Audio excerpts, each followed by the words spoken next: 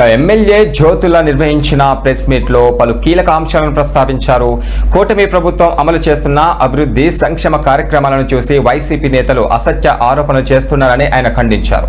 Nakkalapalli steel plant పై YCP నేతలు చేస్తున్న ఆరోపణలు అర్ధరహితమని పేర్కొన్నారు. ఈ ప్రాజెక్టు ద్వారా 1,00,000 మందికి ఉద్యోగ అవకాశాలు కలుగుతాయని తెలిపారు. గత 22 నెలల్లో 6 లక్షల ఉద్యోగాలు కల్పించామని, రాబోయే 5 సంవత్సరాల్లో 20 లక్షల ఉద్యోగాలు సృష్టిస్తున్నట్లుగా వెల్లడించారు. జగ్గంపేట నియోజకవర్గంలో 450 ఎకరాల్లో ఇండస్ట్రియల్ పార్కు, 845 ఎకరాల్లో ఇళ్ల స్థలాలు, అలాగే 73 కిలోమీటర్ల రోడ్లు, సచివాలయాలు, పాఠశాలలు, ఆసుపత్రులు నిర్మిస్తున్నట్లుగా తెలిపారు. ఇక డ్రైవర్స్ కాలనీలోని అర్హులైన లబ్ధిదారులకు ఇళ్ల స్థలాలు కేటాయించి ఇల్లు నిర్మించి ఇస్తామని ఎమ్మెల్యే జ్యోతుల నెహ్రూ హామీ ఇచ్చారు. భయంతో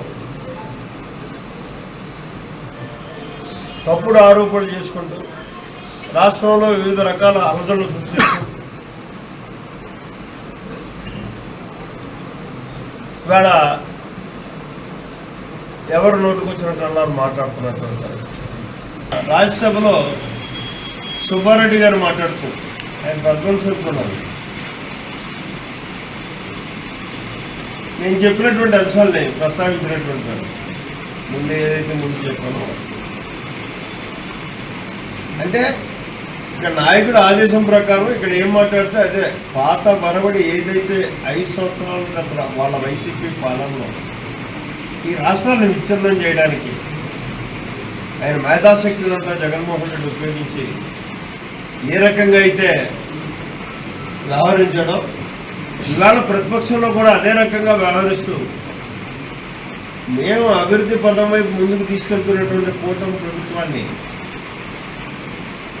నిర్వీర్యం చేయడానికి అభూత కల్పన సృష్టించి మాట్లాడుతున్నటువంటి పరిస్థితులను తీవ్రంగా ఖండిస్తుంది.